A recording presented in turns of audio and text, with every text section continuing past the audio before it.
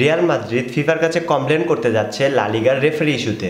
হ্যাঁ, আপনি ঠিকই শুনছেন, রিয়াল মাদ্রিদ ফিফার কাছে কমপ্লেন করতে যাচ্ছে। আর এর কারণ হলো, আপনি যদি গতকালকে ম্যাচটা দেখে থাকেন তাহলে আপনি দেখেছেন যে ডিন হুইজেন্সকে যে রেড কার্ডটা দেওয়া হয়েছে সেটা কতটুকু যুক্তিসম্পূর্ণ। আচ্ছা চলুন একটু বুঝিয়ে বলি। ডিন হুইজেন্সকে যে কারণে রেড কার্ড দেওয়া হয়েছে, সে ছিল একদম লাস্ট ডিফেন্ডার। আর সে তো লাস্ট ছিল না, সে ছিল সেকেন্ড। যখন কোনো কাউন্টার অ্যাটাক হবে এবং আপনি ডিফেন্ডার, লাস্ট ডিফেন্ডার থাকবেন উইদাউট গোলকিপার, তখন আপনি যদি কোনো ফাউল করেন তাহলে আপনাকে সরাসরি রেড কার্ড দেওয়া হবে, কোনো অ্যাপ্লাই চলবে না। কিন্তু আপনার সামনে যদি কোনো ডিফেন্ডার থেকে থাকে, যেখানে ইদার মিলিতাও ছিল ডিন হুইজেন্সের সামনে, সেখানে কেন একটা প্লেয়ারকে রেড কার্ড দেওয়া হবে? এটা সর্বোচ্চ শাস্তি হিসাবে ইয়েলো কার্ড হতে পারে, কেননা তার সামনে আরেকটা ডিফেন্ডার রয়েছে। এটা কেন রেড কার্ড হবে? এটা তো নর্মাল একটি বিষয়। যেখানে ডিন হুইজেন্স অ্যাপ্লাই করছে, আমি সেকেন্ড প্লেয়ার ছিলাম, আমি 2 আঙুল তুলে ডিন হুইজেন্স অ্যাপ্লাই করছে যে আমি সেকেন্ড প্লেয়ার, আমার সামনে আরেকটা প্লেয়ার ছিল।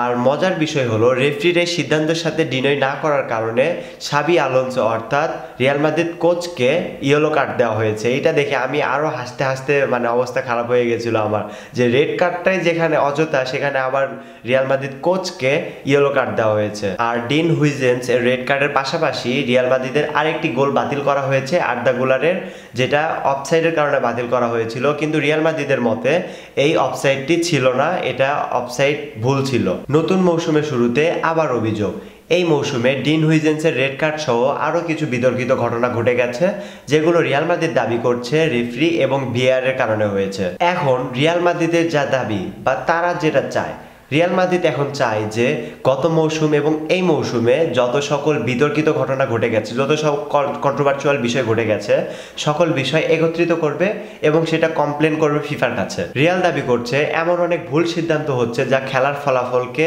সরাসরি প্রভাবিত করছে। তারা রেফারি নির্বাচন, ভিআর ব্যবহার, রেফারি কমিশন, বিচার ব্যবস্থা সকল জায়গাতে পরিবর্তন চায়। গত মৌসুমের কথা যদি বলি, গত মৌসুমে স্প্যানিওলের বিপক্ষে রিয়াল মাদ্রিদের যে বিতর্কিত ম্যাচটি অনুষ্ঠিত হয়েছিল, সেই ম্যাচে রেফারি সিদ্ধান্ত ও ভিআর এর ফোন অডিও চাওয়ার দাবি তোলেন রিয়াল মাদ্রিদ। এইটা কত বড় একটা কথা আপনি বুঝতে পারছেন? আর রিয়াল মাদ্রিদ যে ফিফার কাছে এই অভিযোগটা করবে, যেই বিচারটা ফিফা করবে, এইটা রিয়াল মাদ্রিদের পক্ষেই যাবে। হ্যাঁ, আমি ঠিকই বলছি। আর আমি এই কথাটা শিওর দিয়ে কারণেই বলতে পারছি, কেননা রিয়াল মাদ্রিদ যখন ফিফা ক্লাব ওয়ার্ল্ড কাপে অংশগ্রহণ করে, তখন এই বিষয়ে আর কেউ কথা বলুক আর না বলুক, তারা এই একটা মানুষ পিছন থেকে অনেক কথা বলে গেছে, সেইটা হলো এই লা লিগার প্রেসিডেন্ট তেবাস।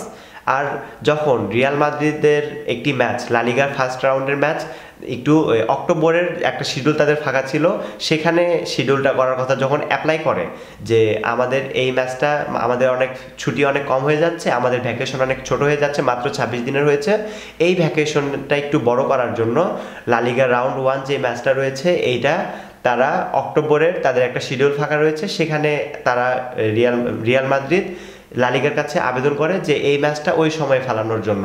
কিন্তু লা লিগার প্রেসিডেন্ট অর্থাৎ তেবাস বলেছে যে আমরা তো তোমাদেরকে বলিনি যে ক্লাব ওয়ার্ল্ড কাপে অংশগ্রহণ করো। এটা কোনো প্রেসিডেন্টের কথা হলো ভাই? কোনো একটা টুর্নামেন্টের প্রেসিডেন্ট এমন কথা বললে সেটা কি সাজে? আর আপনার বোঝা উচিত ছিল এই আয়োজনটা অন্য কোনো টিমের না, এই আয়োজনটা অন্য কোনো কমিটির না, এটা ফুটবলের সর্বোচ্চ সংস্থা ফিফার কমিটি। সো গাইজ, যাই বা হোক, আমরা সবসময় চাই যে রেফারির ভুল সিদ্ধান্তের কারণে যেন কোনো ম্যাচের রেজাল্ট না পরিবর্তন হয়ে যায়, এক দলের বিজয় যেন অন্য দল ছিনিয়ে নিতে না পারে রেফারির ভুল সিদ্ধান্তের কারণে। ফুটবলে কন্ট্রোভার্চুয়াল অবশ্যই থাকবে, সেটা যে কোনো টুর্নামেন্টে, যে আপনি যেই টুর্নামেন্টেই খেলুন না কেন, কন্ট্রোভার্চুয়াল বিষয় থাকবেই। কিন্তু রেফারির ভুল সিদ্ধান্তের কারণে যেন কোনো ম্যাচের রেজাল্ট পরিবর্তন না হয়ে যায়। আশা করি ভালো থাকবেন, সুস্থ থাকবেন। আল্লাহ হাফেজ।